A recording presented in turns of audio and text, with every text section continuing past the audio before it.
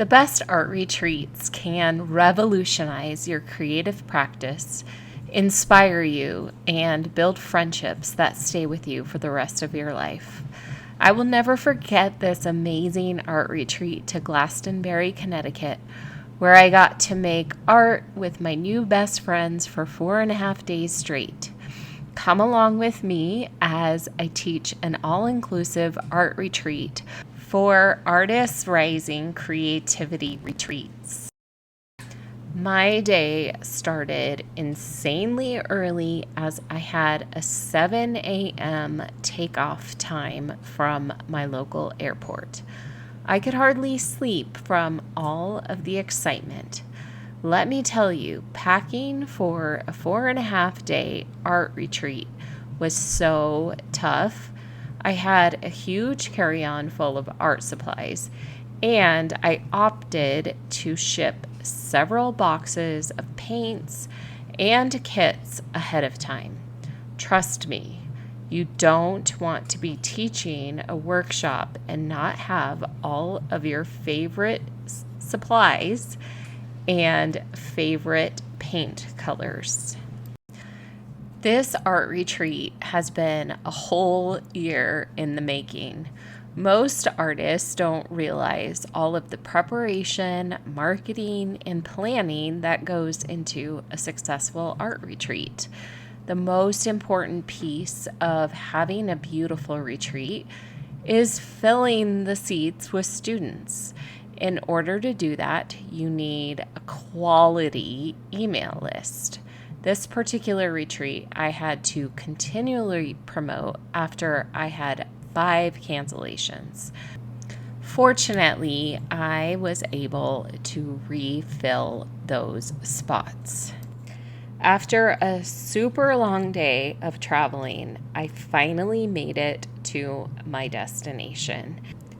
I came 2 days early to meet up with one of my friends, Victoria Johnson, and we met for the very first time in real life.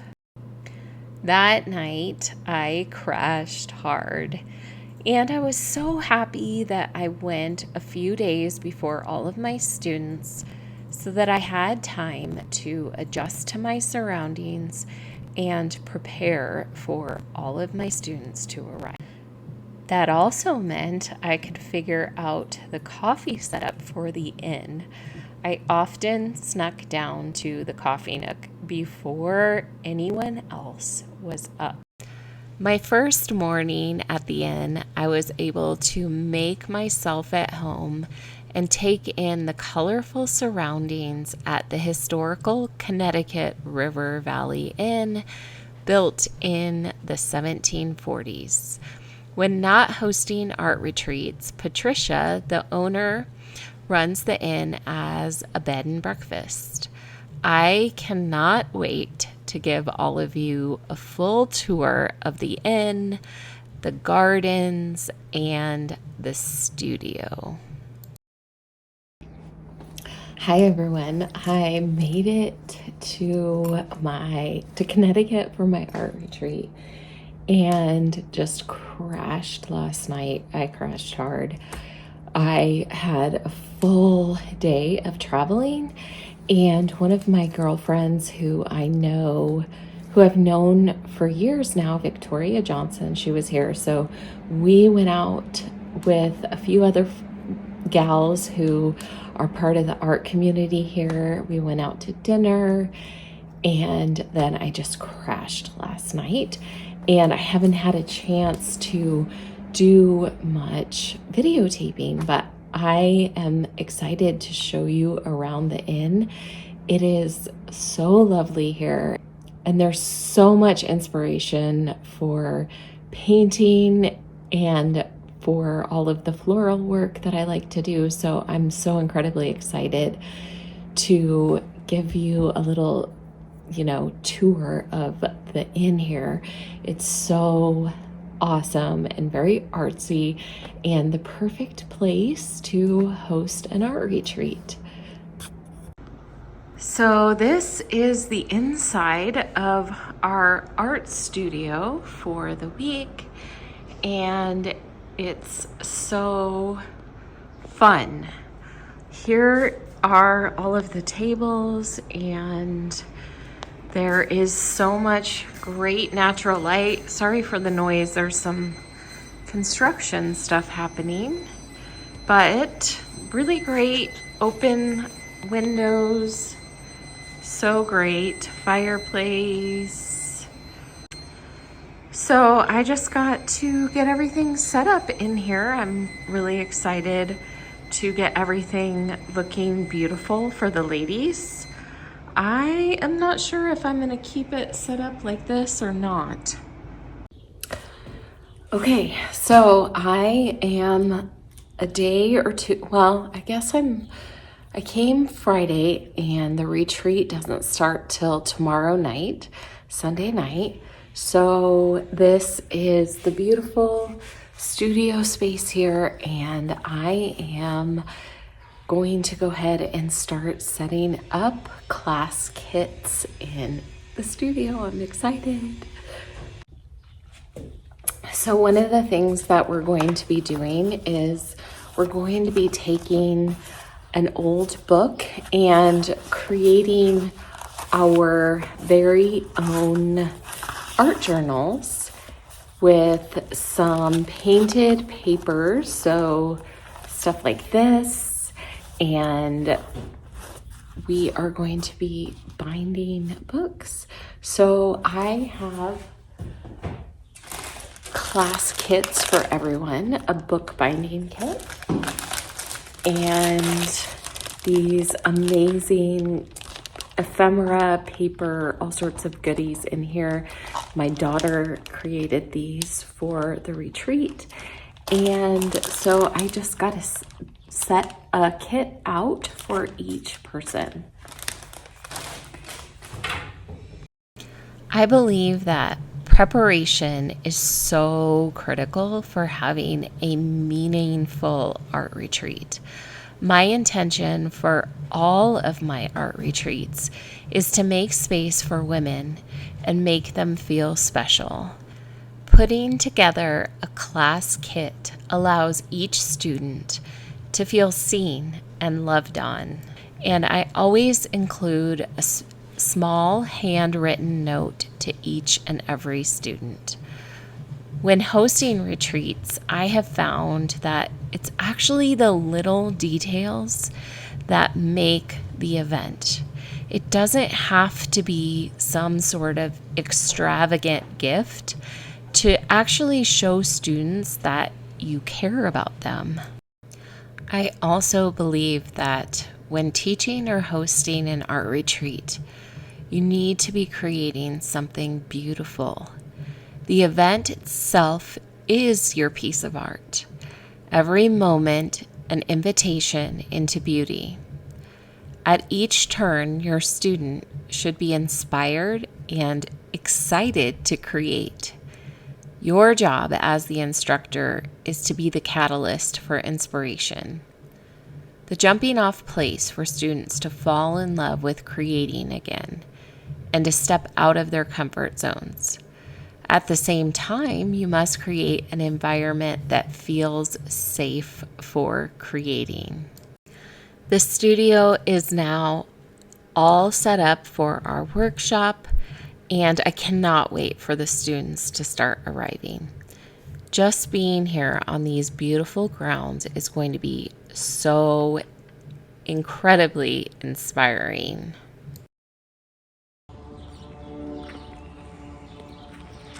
Here is the inn. It's so beautiful. This is where I'm going to be staying for a week. Look at these beautiful grounds. So much love and loveliness.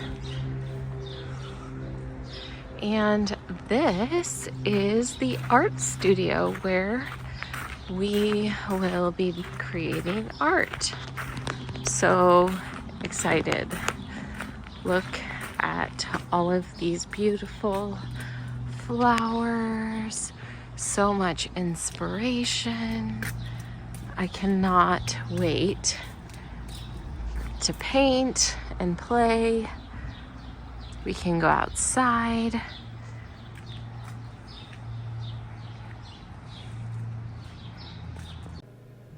Let me show you around the inn a little bit and give you a tour.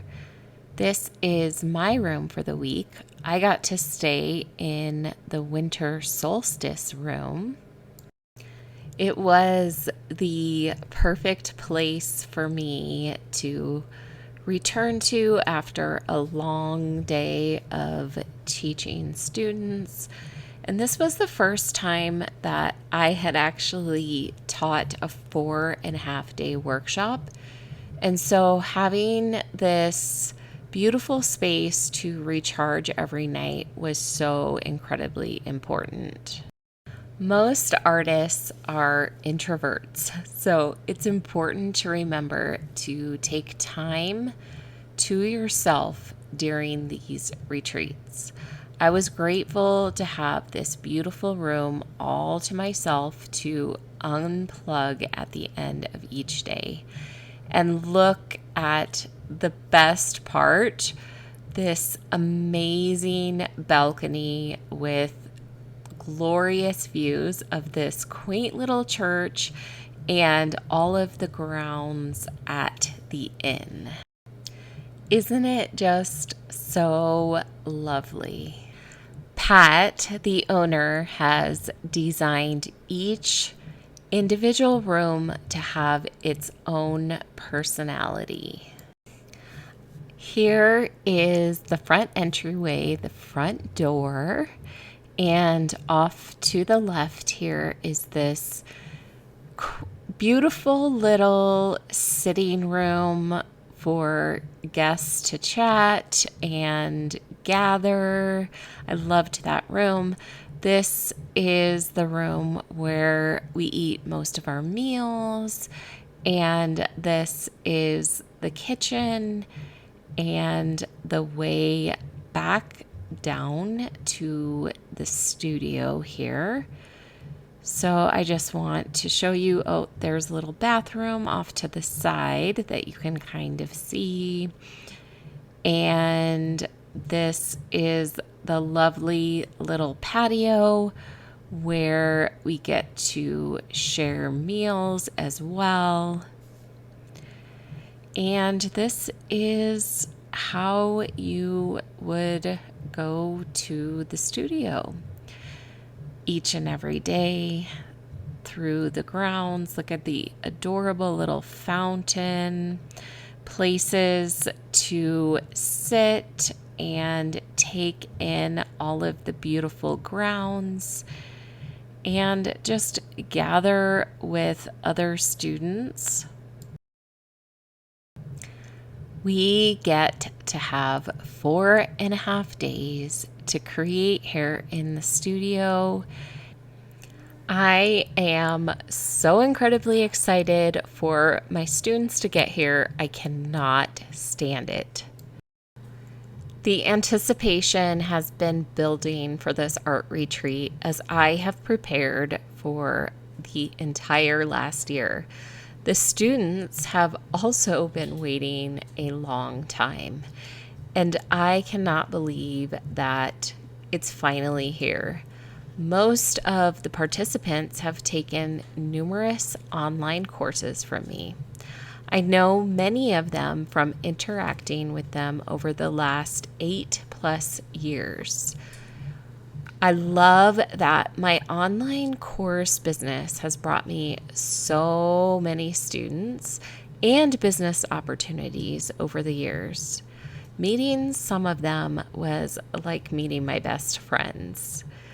The other benefit to teaching online art classes is that I had so many lessons to draw from. The book that we are binding is taken in part from one of my favorite online art courses. As I wait for my students to get here, I want to make sure that I am around to greet each and every one of them. For me, these retreats are all about building community. I feel so blessed that they have chosen to come to my retreat and to learn from me. What an incredible honor it is. I'm so excited because today is Sunday. I have been here for 2 days now and had the honor of welcoming 2 of my guests to my art retreat last night. And it was such a joy because they were both my students, and one of them has taken nearly every single one of my online courses. And it was just such an incredible joy to meet her in person. It's so much different actually meeting people face to face in real life and not just online. It's so amazing. Today, the rest of the guests will be arriving, and this evening will be the first night of our retreat, and I'm just so thrilled.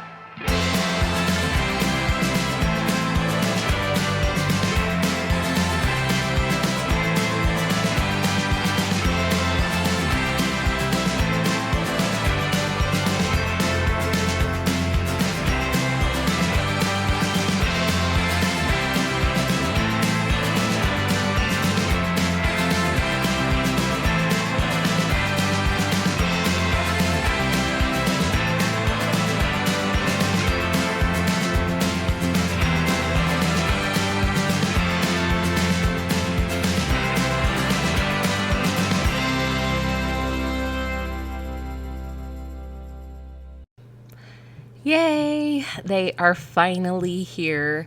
These 10 gorgeous women who chose to take time out of their busy lives to come make art with little old me. Each and every one of these women have such a beautiful story to tell. We began our art retreat with a flower bar. Each woman got to choose a vase and build a bouquet that would serve as inspiration for the whole entire week. I love this for so many reasons. It gives students the opportunity to personalize their own inspiration and bring joy into the art studio. I also love how each woman's bouquet is unique and different, just like each woman's art style. I, as a side note, love helping artists find their art style, and I personally believe that each person has their own unique creative voice.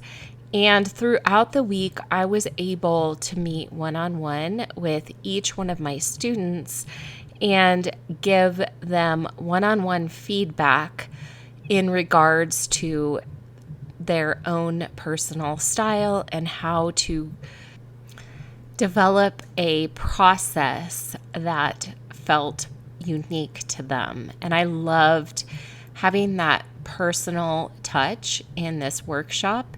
And that's one of the exciting things about doing a 4.5-day workshop, is that you really have the opportunity to give each and every student a lot more personalized attention. So now that we are finished with all of our bouquets, the studio is ready for us to start sketching and painting in the morning. I cannot wait. The other thing that I just briefly want to mention is that each student comes to an art retreat at very different places in their creative journey. The key as a teacher is to meet each person exactly where they are at in terms of skills and experience. Whether the artist has been painting for years or the artist is a complete beginner, you need to meet them right where they are. We enjoyed a lovely meal together on this first night, and I loved getting to know each student a little bit more.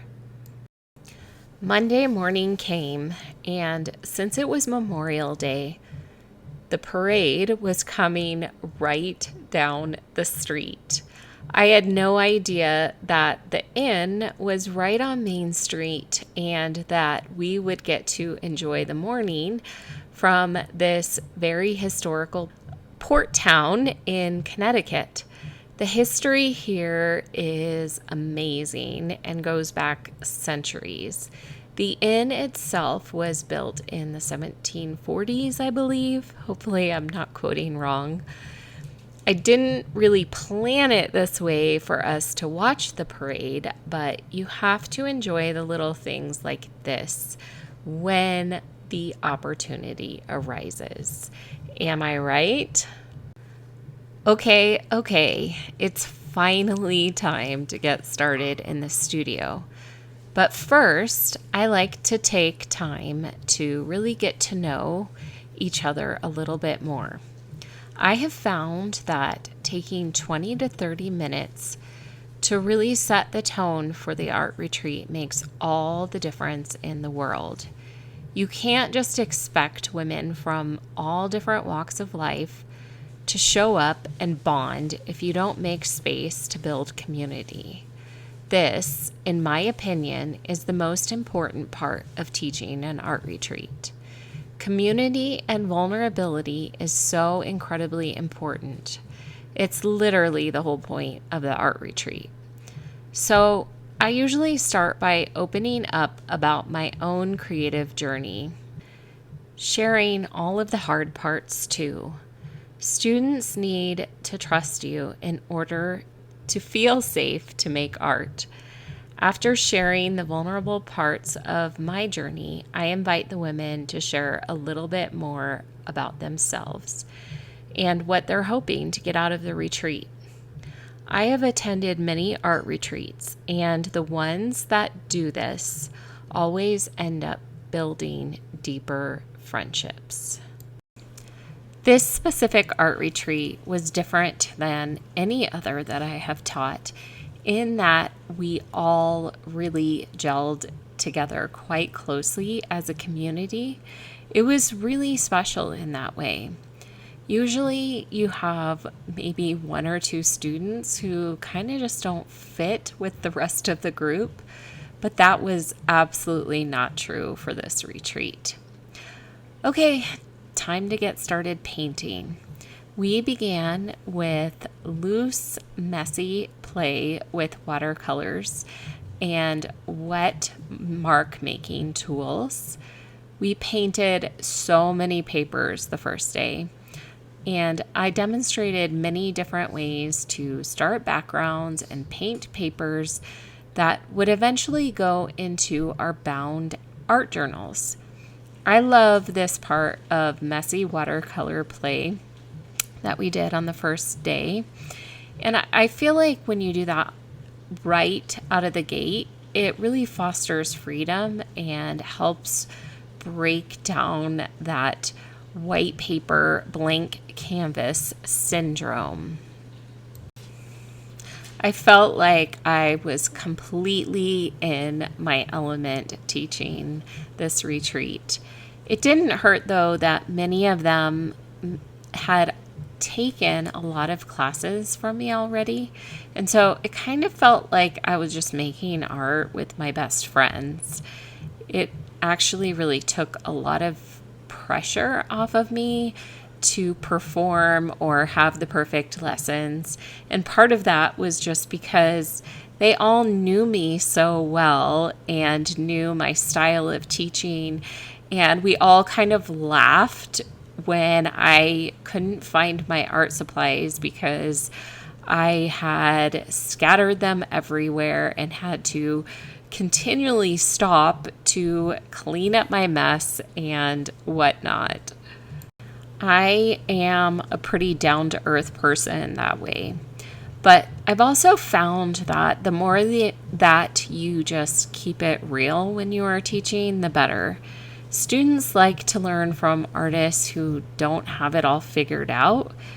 And if you make a mistake, you just talk about it and why you don't like what you made.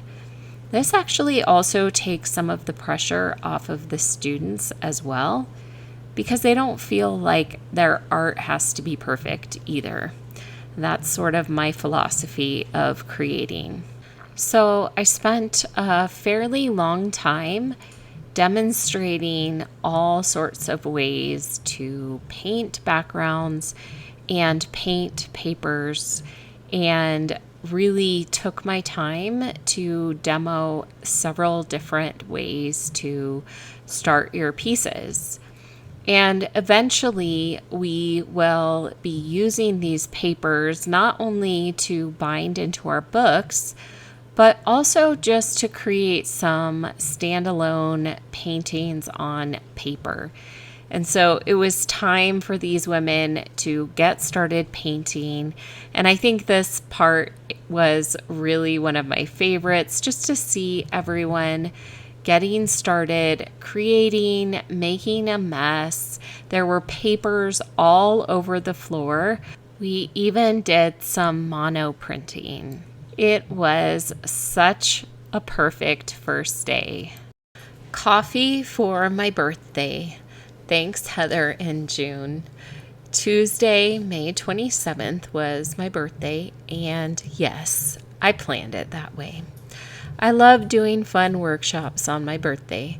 For some reason, it just makes it that much more special. And we felt so special because the ladies over at Mill Street Marketplace opened up shop just for us on this day. Rebecca and I, one of the other students, had checked out the location a few days before the retreat, mostly because I wanted to make sure that there was a large selection of vintage books that we could use for our bookbinding. We really had the best time checking out some of these outfits. I mean, is there anything better than checking out vintage clothes while dancing to 70s music on your birthday? It was so much fun. I still think that the next time I do a thrifting trip during an art retreat, we should all have to pick out vintage outfits that we all have to wear to dinner. Wouldn't that be fun? We found so many treasures at this thrift store. I found the earrings that I'm wearing in this video, which are now my favorite earrings. I also found the vintage rhinestone bracelet that I'm wearing in most of the videos. And I also got the yellow apron at this location as well. We went thrifting at a second location that was just a little bit farther away from this place. Then we went out to lunch for my birthday. The thrifting trip took a little bit longer than we all expected, but we still made time for art in the studio for quite a few hours after we got back from our trip. Day 3 of the art retreat was probably our fullest day of instruction. It was jam-packed full with painting and demos. By this time in the retreat, students were fairly comfortable with what they were creating and each other. Hello, Chance.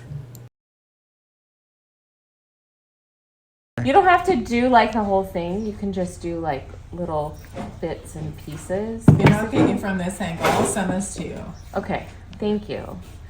So, I don't know, like I just start to kind of piece like pieces that I think are really fun.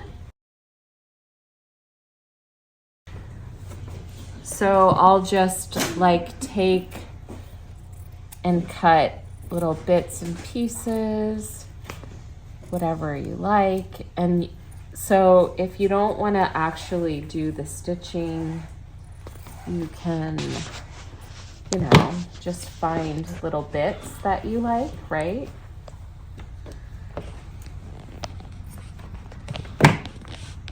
I don't know, something like that, right?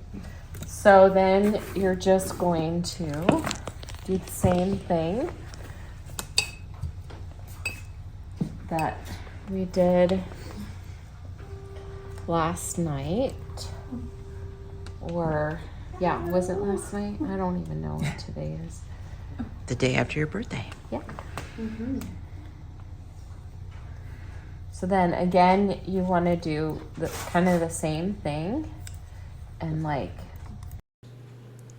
I had to reteach how to bind our books for some of the students who missed the instruction from the night before. And on the covers of our vintage books, I like to start with collaging embroidered elements straight onto the cover, and then I will come back in just a minute and stitch through the actual cover of the book, which I think is a really fun part of this project. This thing also comes in handy, right? So in some ways you might want to like possibly sketch out what you would want to embroider through the cover. So let's say I just wanted to do like a leaf that comes down like this. Okay. So the trickiest part about going through the cover is you don't want your holes to be too close to each other, because it'll like really destroy kind of the integrity of the book. And so what I have been doing is like, so you just kind of poke through like that. And then maybe I would want another hole here. Maybe another hole like right here. And then all the way maybe up like to here. And this is where I probably could have planned my design out a little bit better, right? Because you want the knot on the inside of the book. Yes. You gotta make sure you. Yeah. Go in, out, see, in, look, out. you have to be careful because you don't want it Too big of a hole. To do that. Yeah. So be a little bit more careful than I just did. But you still, I mean, like once I put the thread in, you probably won't notice that much. So the other piece that you have to think about is what color is going to like actually show up. And the green one that I did, this one, like I was kind of annoyed because a lot of the threads didn't pop as much as I would have liked it to, you know? So again, you just want to, so then again, you need probably this same needle, or you could maybe use a smaller one or something. Well, I don't know. My eyes are not that good, so I'm going to use a big one. And now I am just finishing up demoing how to actually start embroidering through the cover of the book. And you already saw me poke all of the holes with my awl or my awl. And then I am just going to stitch right into the cover of the book. And that is really a fairly simple process. And you can create any kind of design that you would like to embroider on your cover. And this was the main project that we created for this art retreat. Bookbinding is actually one of the best art lessons to teach at a workshop, mostly because you can expand the time and make it longer if you need to. You can make art inside of the art journal, or you can cut lessons back if you need to. And so it ends up being a really flexible strategy for a workshop where you're not entirely sure what pace you will need to go at for your students. I think that one of my favorite things about teaching this group of women was really just the amount of fun that we had together.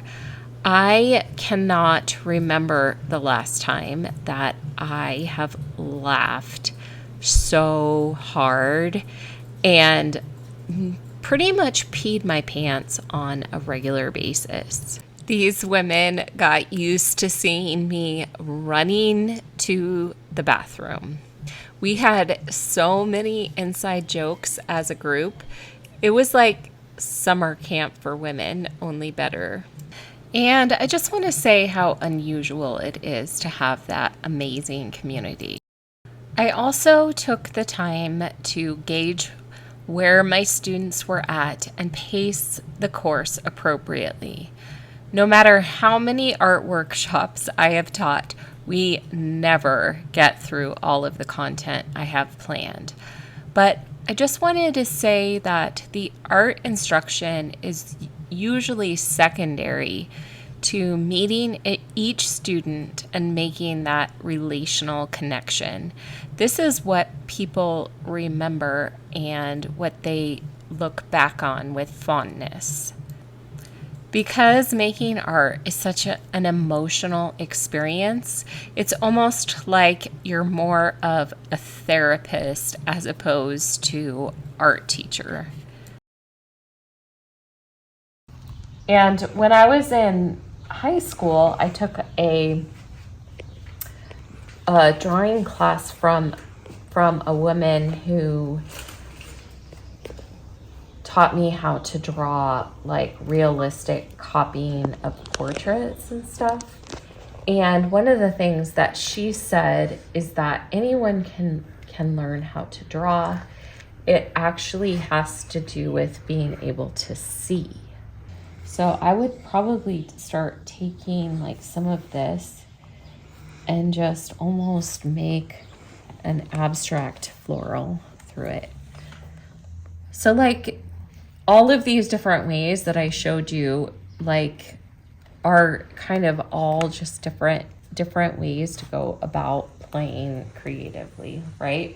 So for those of you who are like a more, do something like this. And this is kind of fun to do a whole entire drawing in like this watercolor and just almost like monochromatic, right? Paintbrush, then you can even just, so those of you who really like watercolor, this is another thing that I do in my sketches on scraps, right?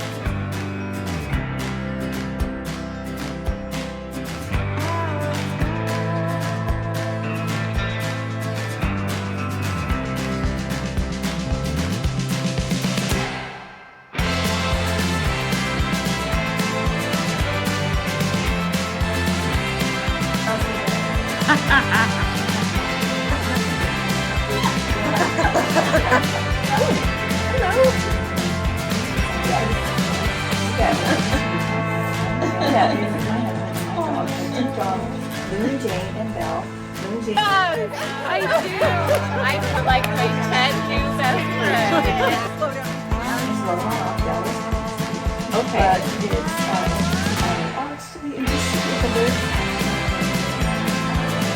Slow down as you look wild.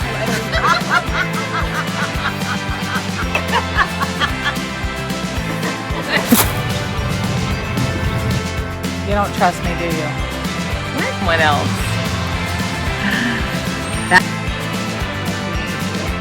And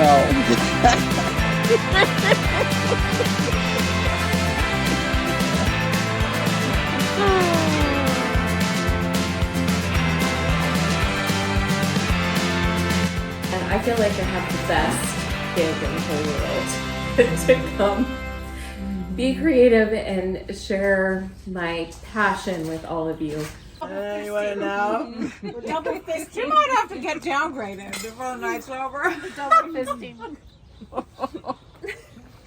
I think this is a video, guys. The last day and a half were a bit of a blur. I met with each student and gave one-on-one feedback where it was needed. I even did one-on-one lessons in their process, and I just loved doing that. One of my students told me that she learned more from that one-on-one lesson than she had from any course that she's taken over the last 5 years. In reality, though, we all just have this deep desire to be seen, and I think that's even more true among artists. And that's really just what I try to do as an instructor, to truly see people. One of the highlights for me was that on our very last evening together, I made up silly awards and gave out one to each person who came to the retreat. I think that was just a really fun way to express that I saw each and every person who came to the retreat and the gifts that they had to offer our group of women. And as an instructor, I really try to look for those treasures in other women. I try to acknowledge the gifts inside of each woman and draw those gifts out of them even more.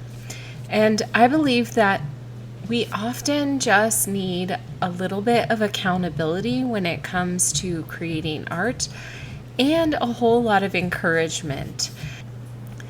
We left this art retreat with absolutely full hearts and memories that will last a lifetime.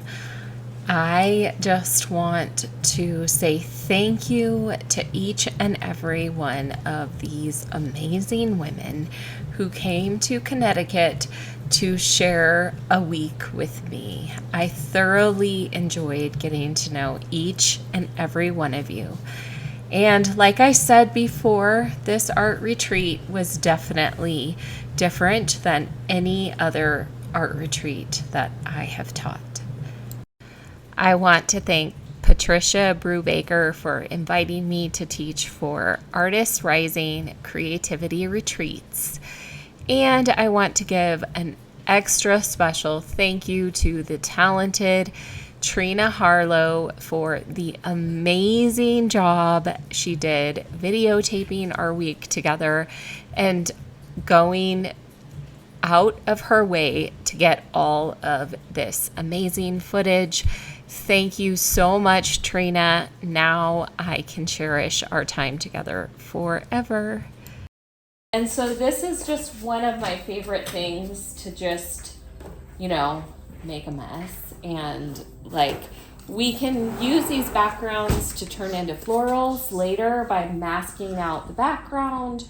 We can put them in our art journals. You can draw sketches over it. So there's so many different things that we can do with it. So what I like to do, and this is just oil painting paper, but by Strathmore, which is one of my favorites, but you can use anything.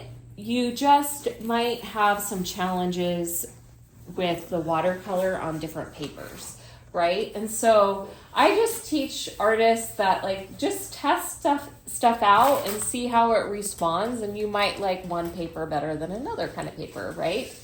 So my watercolors are a mess, but there is a little bit of stuff free here. So all I do is I just start spraying my papers a little bit because I like it to be messy and flowing, right? This is canvas, so it's gonna perform a lot different than... Do you cold press or hot press? I'm sure you do both, but what this you got there? is oil painting paper. Oh, okay. Which is my favorite No, paper. I know, I bought that too But for you. Yeah. I like it for the watercolors, which is really, really weird. I've never thought to do that. No, I know I'm a weirdo. I love it. But We love it's your weirdo.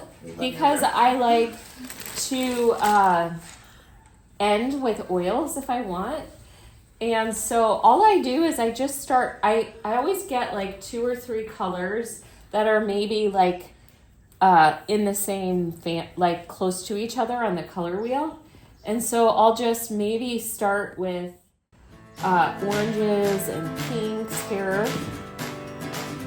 And just play like that. And what's fun is that with the watercolor, the thing that I like to do is I like to then come in with some water sample